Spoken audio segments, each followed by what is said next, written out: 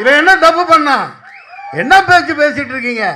நான் நியாயத்துக்கு குரல் கொடுக்குறவன். நீங்க 2000 ரூபாய் வாங்கிக்கிட்டு அவரு சினிமா காட்டாருன்னு சொல்றீங்க. அதுக்கு பவர் இருக்குது. வாங்குறவன் வாங்குறான், கொடுக்குறவன் கொடுக்குறான்.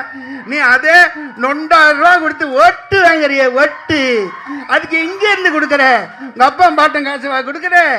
5000 ரூபா கொடுக்குறிய ஒட்டுக்கு, உங்க அப்பா தாத்தா பாட்டன் காசு கொடுக்குற. ஹீரோவோட மனசு இங்க இருக்கு, அவர் இல்லைன்னு. ஆனா அந்த படத்தோட பப்ளிசிட்டி, பிசினஸ் எல்லாமே ஹீரோ வச்சு தான். அவர் அன்னைக்கு பொங்கல் விழாவுக்கும் வரல, இன்னைக்கும் வரல. இன்னைக்கு வந்திருந்தா உங்களுக்கும் யூஸ்ஃபுல்லா இருக்கும். நீங்களே தயாரிப்பாளர். இதே மாதிரி அவர் ரஞ்சித் படம் அடுத்த படத்தில் நடிக்கிறாரு. இதே மாதிரி வராமல் இருப்பாரா? ஏன் உங்கள் படத்துக்கு வரல சார்? உண்மையாகவே ஒரு ரஞ்சித் அந்த படத்தில் பிஸியாக தான் சார் இருக்கார். நான் அவர் அதாவது நான் அந்த இது சொல்ல முடியாது. அது பெரிய படங்கள் சார், நான் அதை சொல்ல முடியாது. வேட்டுவம் படத்துக்கு அவர் ஆடியோ லான்ச்சுக்கு வராரு, ப்ரெஸ் மீட்டுக்கு வராருன்னு சொல்ல முடியாது. பட் எனக்கு வந்து அவர் இங்கே வரல, உண்மை தான். எல்லாருக்கும் தெரியும் இங்கே வரல. அது ஒரு குறையா நீங்கள் சொல்ல நினைக்காதீங்க. ஆமாம், அது எனக்கு நல்ல மனிதருங்க அவர். ஒரே வார்த்தை நல்ல நடிகர். ஆனால் ஷூட்டிங்கில் என்னைக்குமே ஒரு கெட்டப்ல இருக்காருன்னு நினைக்கிறேன். அந்த படத்தோட தோற்றத்தில் இருக்காரு, அது வெளியே வரக்கூடாதுன்னு. இல்லை, நீங்கள் கேட்ட கொஸ்டின் கண்டிப்பாக 100% உண்மை. வேட்டுவம் படத்துக்கு அவர் வராமல் இருப்பாரா, ஆடியோ லான்ச்சுக்கு, ப்ரெஸ் மீட்டுங்கிறது நீங்கள் கேட்குறது 100% உண்மை. கண்டிப்பாக அது வேற, அந்த டாபிக் வேற. பட் இப்போ வந்து டிஸ்டர்ப் பண்ணாதீங்க. அவர் நல்ல மனிதர். அவர் இங்கே வரல, அவரோட மனசு இங்கே இருக்கும். ஒன்றும் பிரச்சனை இல்லை சார். சார், இந்த படம் எடுக்கும்போது டோரா படம் என்ன பார்க்குறீங்களா? ஓகே, டோரா படம் நம்ம நயன்தாரா நடிச்சாங்க. ஆமாம் ஆமாம் சார். அதில் வந்து அந்த காருக்கு வந்து ஆவி இருக்காம, ஆவி நாயாக இருக்கும். ஆமாம், இது வந்து மாடா இருக்கு. இது எப்படி நாங்கள் ஏற்றுக்கிறது? ஏன்னா நாங்கள் ஏற்கனவே அந்த படம் நாங்கள் பார்த்துட்டோம். இது மக்கள் வந்து எப்படி வந்து ஏற்றுப்பாங்க? தென் அது இல்லாமல் வந்து சார் சொன்னார் படம் ஸ்டார்டிங்லேயே வந்து படம் வெளியே வரலன்னாரு. எந்த படம் வெளியே வரலன்னு சொன்னார்? ஜனநாயகன். அதாவது வந்தாயின்னு நீ வராட்டி என்ன? அதாவது இது வந்து விஜய்க்கு ஆதரவாவோ எதிராக இது கூட புரியாட்டி நீ எப்படி ஐயா பத்திரிக்கையாளர்? இது கூட புரியாட்டி எப்படி ஐயா? அதாவது நம்ம குடும்பம், சினிமாங்கையில் ஒரு குடும்பம், அவருக்குன்னு ஒரு மாஸ் இருக்கு.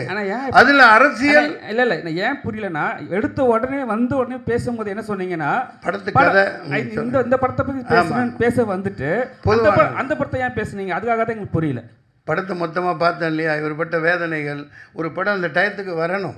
அதான் சொன்னேன் நான். பிரியாணிலாம் அன்றைக்கி சாப்பிட்ணும், ஃப்ரிட்ஜில் வச்சு 4 நாள் கழிச்சு சாப்பிட்றதுக்கு பேர் பிரியாணி இல்லை. அந்த மாதிரி அது மிகப்பெரிய கொடுமை. அந்த மாதிரிலாம் இனிமேல் இருக்கக்கூடாதுன்னா ஒரு சரியான கேர்ஜி மாதிரி, ஒரு ராவுத்தர் மாதிரி, ஒரு சரியான ப்ரொடியூசர் கவுன்சிலில் ஒரு ஆள் இருக்கணும். அநேகமாக எல்லாம் நல்லாயிருக்கும், யாரையும் குறை சொல்கிறதுக்கு இல்லை. இது மிகப்பெரிய வேதனை. அது ஒரு மாஸ் ஹீரோ. அது என்ன அரசியல் நடக்குதுன்னு தெரியல. கோர்ட்டுங்கிறான், அங்கேங்கிறான், மறுபடிங்கிறான், ஆர்டருங்கிறான். என்னடா நடக்குது இந்த நாட்டில்? என்ன யாராக இருந்தாலும் சரி, சினிமாங்கிற இந்த குடும்பம் அந்த இதுக்கு ஒருத்தர் பாதிக்கப்படக்கூடாது. எத்தனை ப்ரொடியூசர்ஸ், எத்தனை பேர், அந்த ஆள் எத்தனை ஆயிரம் கோடி போட்டிருப்பான் படம் எடுத்தவன், எத்தனை லட்சம் பேர். அந்த ஒரு பொங்கல் தான் அந்த இதுக்கு கொண்டு வரணும். அது தனி மனித சாதனையோ ஒரு ஹீரோவோட வேலையோ அதெல்லாம் கிடையாது.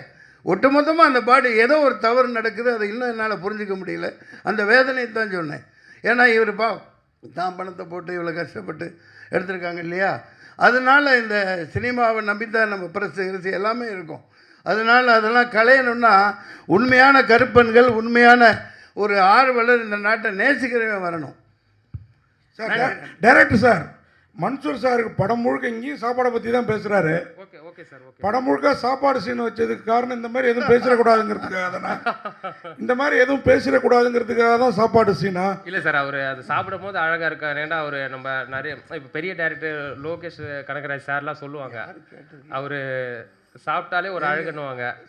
அதனால அவர் சாப்பிட வச்சது கண்டிப்பாக அது கதை காலத்துக்கு நீங்கள் படம் பார்த்தீங்க இல்லையா? அதனால் அவர் அழகிலேயே நான் அவ்வளோ சாப்பிட்றவங்களாம் கிடையாது, சாப்பிட்ற மாதிரி நடிக்கிறது தான். அந்த காலம்லாம் போயிடுச்சு சார். நான் வெஜிடேரியனாக மாதிரி நம்ம அதிகமாக சாப்பிட முடியறதில்லை. இல்லை படத்தில் அது ஓகே சார். நீங்கள் சொல்கிறீங்க சினிமா ஒரு குடும்பம், ஒரு படம் வெளியில் வரல, நம்ம சட்டத்துக்கு புறம்பான கருத்து இருந்தால் படத்தை சென்சார் நிறுத்தி வைக்கிறதுல என்ன தப்பு இருக்குது சார்? இப்போ இந்த படத்தை உள்ளியா? அப்படி நான் சொல்ல போனால் சொல்லுவேன். இது வேறு மாதிரி போயிடும். கேரளா ஃபைல்ஸு, காஷ்மீர் ஃபைல்ஸு, இப்போ இந்த வந்துட்டு இருக்க மத ரீதியான அப்பட்டமான பொய்யை சொல்லிக்கிட்டு இந்த நாட்டை நாசம் பண்ணிட்டு இருக்காங்களே, அதெல்லாம் என்ன? எப்படி வந்துச்சு? எப்படி வந்துச்சு? இவன் என்ன தப்பு பண்ணா? என்ன பேச்சு பேசிட்டு இருக்கீங்க? நான் நியாயத்துக்கு குரல் கொடுக்குறவன். நான் வந்து சாதாரண அடிப்படை தரமட்டத்தில் தர லோக்கல்னா அதைத்தான் அதை எதிர்க்கிறேன். இந்த சென்சார் வேணாண்டா, மக்கள்கிட்ட கொடுறா கையில், இந்த ஆட்சியே வேணான்னு தூக்கி போடுங்க. உண்மையானவர் வாங்க, 4 பத்திரிக்கை வாங்க, 4 சொசைட்டியில் அந்த ஒரு மத ரீதியான உண்மையான ஆன்மீகவாதி 2 பேர் உட்காருங்க, சினிமாக்காரன் 4 பேர் உட்காரு, ப்ரொடியூசர் 4 பேர் உட்காரு, லிரிக்ஸ் ரைட்டர், இப்படி ஒரு 20 பேர் டீமை வைங்க. சென்ட்ரல் கவர்மெண்ட் ஒரு நீங்கள் கிழிச்சதெல்லாம் போதும், நிறைய பாதிக்கப்பட்டாச்சு. நன்றி, வணக்கம். சார் மன்சூரிகான் சார் வாங்க, விட்டுற மாதிரி இல்லை உங்களை, வாங்க இங்கே வாங்க. தோருங்க நீங்கள் இவ்வளோ நேரம் சென்சார் என்ன வேணாலும் கேட்கலாம். சென்சார் போர்டை கேட்டீங்கல்ல. நான் படம் எடுக்கிறவன் தான், எனக்கு சொல்றதுக்கு உரிமை இருக்கு. வாழ்க ஜனநாயகன படத்தை 2 வருஷம் தூக்கிட்டு டெல்லிக்கு பொட்டியை தூக்கிட்டு அலைஞ்சேன்.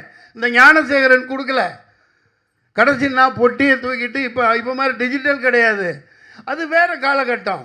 நான் சமாளிச்சுட்டு வெளியே வந்துட்டேன். வாழ்க ஜனநாயகம்னு படம் அது நல்லா ஓடிச்சு. ஒரே ஒரு ஷாட் அதில் இருந்துச்சு, இந்தியா விற்பனைக்குன்னு போட்டிருந்தேன். எது இந்தியா விற்பனைக்குன்னு போட்டிருந்தேன்.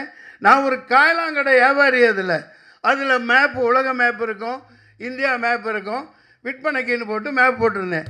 அதை தூக்குனாருன்னா தூக்க முடியாதுன்னு தக்காளி இப்போ நாட்டை நாசம் பண்ணி இந்தியாவை உண்மையிலே வித்துட்ருக்காயா. மூஞ்சியை கொண்டு போய் எங்கேயா வச்சுக்கிறது, எல்லாத்தையும் வித்துட்டாங்க. சரி சார், நம்மளாம் சும்மா. சரி சார், படம் வந்துருச்சு. கருப்பு முந்தா நேற்று பாருங்க, 600 கிலோமீட்டரில் என்ன கங்கா பெரிய, எவ்வளோ பெரிய கிலோமீட்டர், எவ்வளோ பெரிய ரோடு, என்னாச்சு? தூக்கி அதானிக்கு அப்படியே கொடுத்துட்டார். 70% இந்த உனக்கு, இந்த அம்பானிக்கு. என்னடா நாடாடா இது, வித்து திங்கிறாங்க எல்லாம். கேளுங்கய்யா. இல்லை சார்,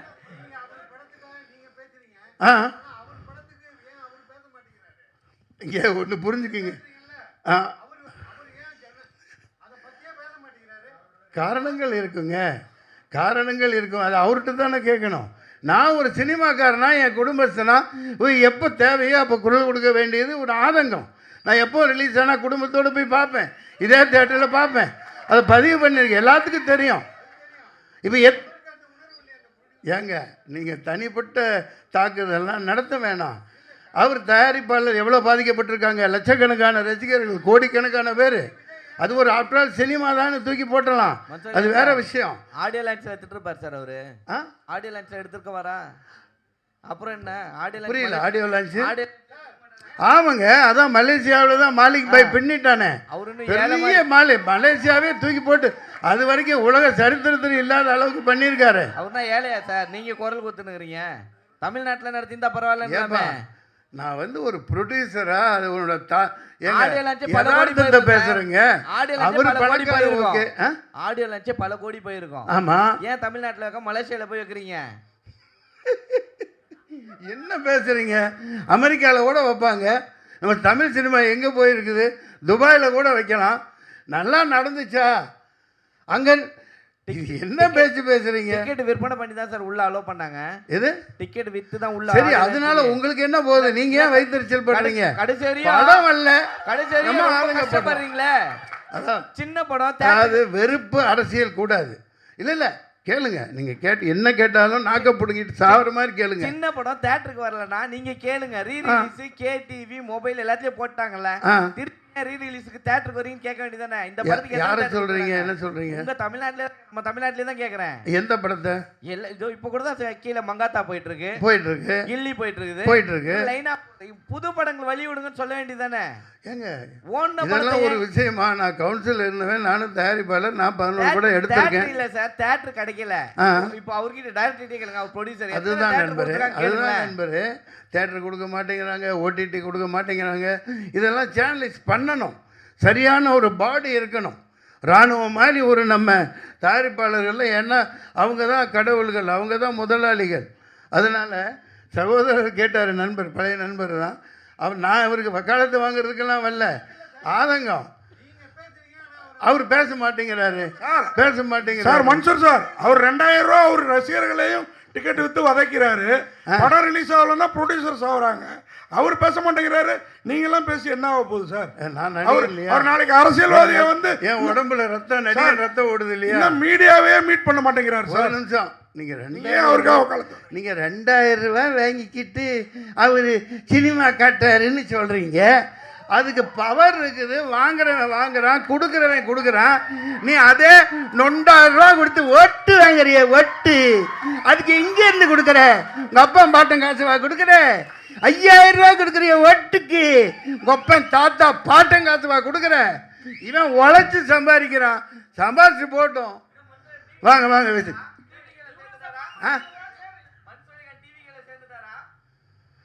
சில்லித்தனமாக கேட்கக்கூடாது. இங்கே பாரு, என்னை பற்றி என் கேரக்டரையே புரிஞ்சுக்க மாட்டேங்கிறீங்க. நான் நியாயத்து பக்கம் எப்பவும் நிற்பேன். நான் எந்த இது அதெல்லாம் எனக்கு அப்பாற்பட்டது. அது கொஞ்சம் அரசியலில் அவருக்கு அனுபவம் இல்லாமல் இருக்கலாம், அது வேறு விஷயம்.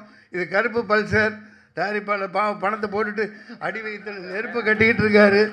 ஆமாம், எப்பா எனக்கு போட்ட மாதிரியே பிரியாணி எல்லாத்துக்கும் இவங்களுக்கு போடணும்ப்பா.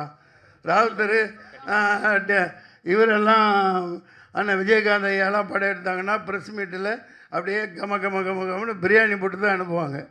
நன்றி நன்றி நன்றி, வணக்கம். நன்றி.